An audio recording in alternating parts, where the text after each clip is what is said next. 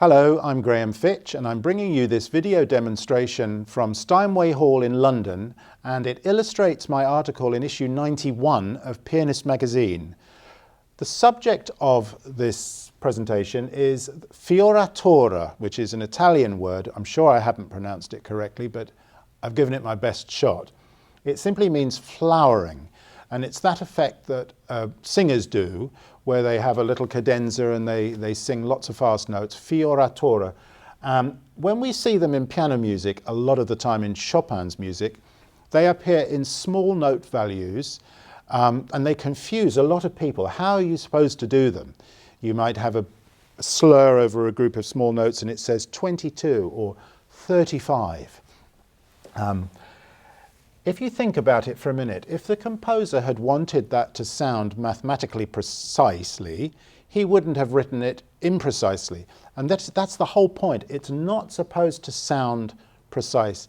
The whole effect is that the hands aren't together.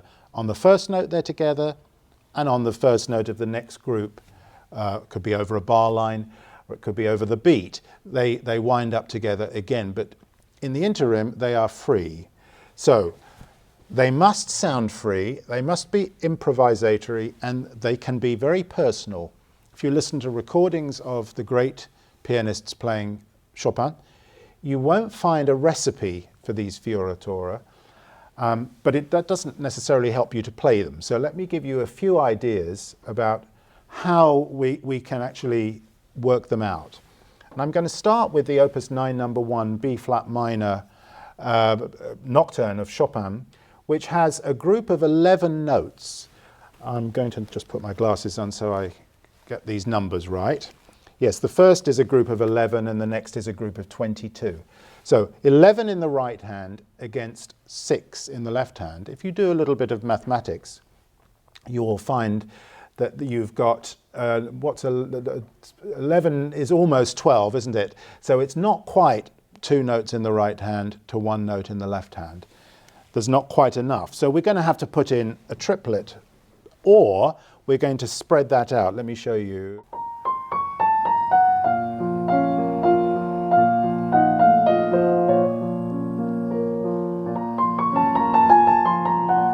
Did you hear it there? 11 in the right hand against 6 in the left hand. So I was only together really on the first note of the group. I'm going to show you a process of practicing where you do it. Let me just explain it as I go along.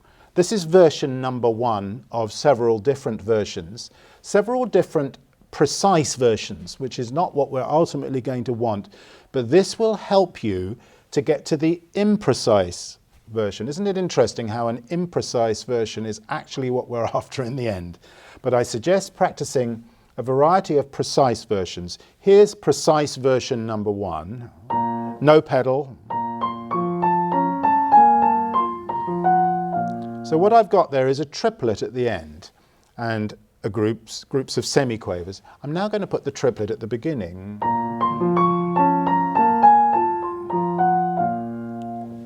And now this floating triplet is going to end up on the second quaver.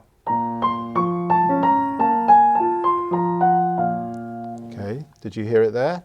Now it's going to be a beat later.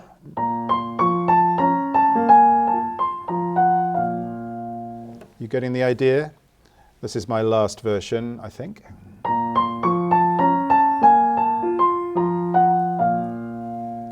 All of those do not sound musical at all. And that's my free version. So I allow my right hand to play freely. And my left hand, I think I probably want that to be more or less in time, but not rigid, certainly. And my right hand, I just would not want that to be each note equidistant either. I wouldn't want to feel that I was playing 11 precisely equidistant notes. I want it to feel free. Free in this hand, free-ish in the other hand. If we look at the C-sharp minor nocturne, the posthumous nocturne that everybody loves to play, we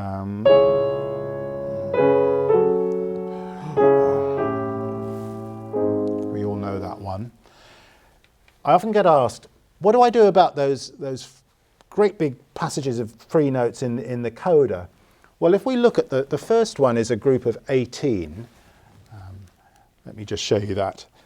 Group of 18, 4 plus 4 plus 4 plus 6 is one possible realization of it.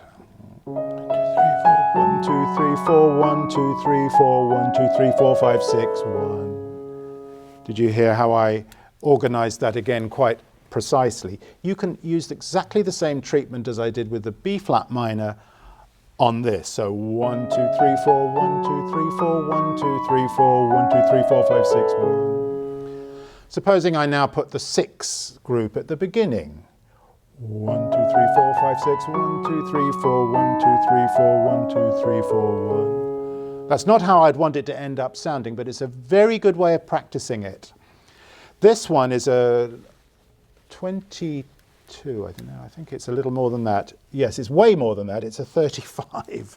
A 35 in the right hand against 4 notes in the other hand. So what's the mathematics of that? 9 plus 9 plus 9 plus 8. 1, 2, 3, 4, 5, 6, 7.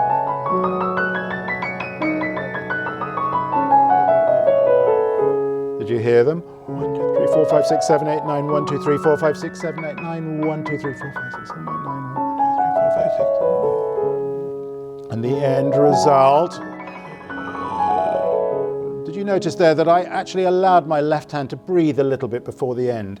What you mustn't feel is straitjacketed when you see these fioritura. Practice them precisely.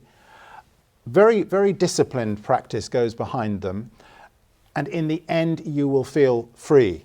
So I hope that has helped you to feel free with your fioritura. Thank you for watching.